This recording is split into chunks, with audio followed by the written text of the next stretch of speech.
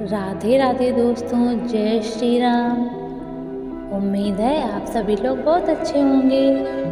आज हम लोग जानते हैं एक वीरांगना के बारे में, जिनके बारे में जितना भी कुछ कहा जाए उतना कम है। आप लोगों ने भी उनकी बारे में कविताएं, कहानियां बहुत सी सुनी होंगी। बुंदेली हर बोलों के मुँह हमने सुनी कहानी थी, खूब लड़े मर्दानी वह तो कहाँ की रानी थी। आप सभी लोग अब तक तो समझ ही गए होंगे। सुभद्रा कुमारी चौहान जी की ये कविता है जो हर बच्चे के जुबान पे है। आज हम लोग इन्हीं के बारे में कुछ जानते हैं। राधे राधे। उम्मीद है आप लोगों को ये जानकारी अच्छी लगेगी। महारानी लक्ष्मीबाई भारतीय स्वतंत्रता संग्राम की पहली महिला योद्धाओं में से एक थी। वह अपने अदम्य साहस, पराक्रम और देशभक्ति के लिए जानी जाती हैं। उनका जीवन संघर्ष और बलिदान की ऐसी कहानी है जो आज भी प्रेरणा का स्रोत है। रानी लक्ष्मीबाई का जन्म 19 नवंबर 1828 को काशी वर्तमान में वाराणसी में हुआ। उनका बचपन का नाम मणिकर्णिका था, लेकिन उन्हें प्यार से मनु कहा जाता था।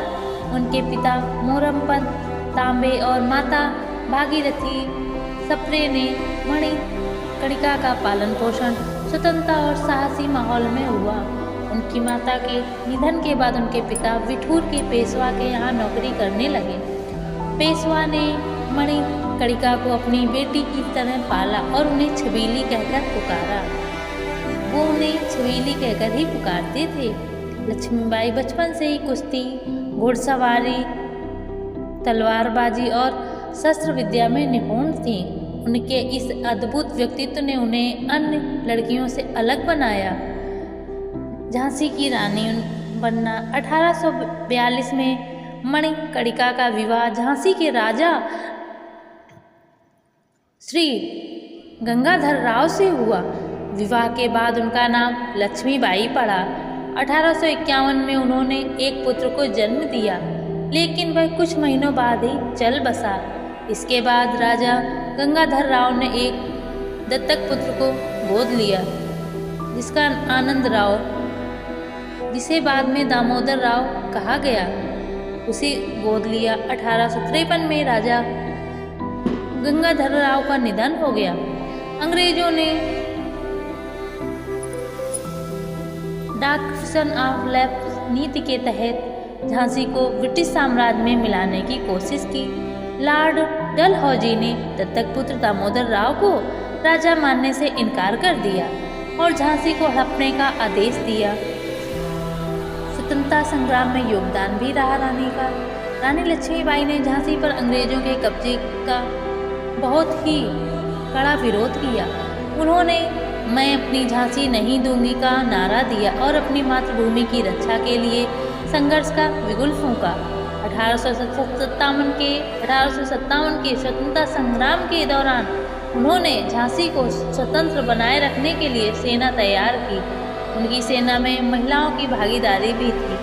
1858 में अंग्रेजों ने सर ह्यू रोज के नेतृत्व में झांसी पर हमला किया। लक्ष्मीबाई ने वीरतापूर्वक युद्ध का नेतृत्व किया। उन्होंने अपने बेटे दामोदर राव को पीठ पर बांधकर युद्ध में भाग लिया। हालांकि अंग्रेजों की विशाल सेना के सामने झांसी की सेना कमजोर पड़ गई और झांसी पर कब्जा कर लिया गया। कालपी और ग्वालियर का संघर्ष। झांसी छोड़ने के बाद रानी लक्ष्मीबाई ने तात्या टोपे और अन्य क्रांतिकारियों के साथ मिलकर कालपी में संघर्ष जारी रखा। उन्होंने ग्वालियर के किले पर भी अपना कब्जा किया, लेकिन अंग्रेजों ने उन पर फिर से हमला किया।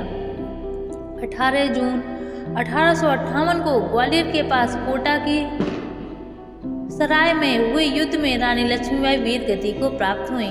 उनकी मृत्यु पर ब्रिटिश जनरल ह्यू रोज ने कहा, यह भारतीय विद्रोह की सबसे साहसी और महान नेता थी।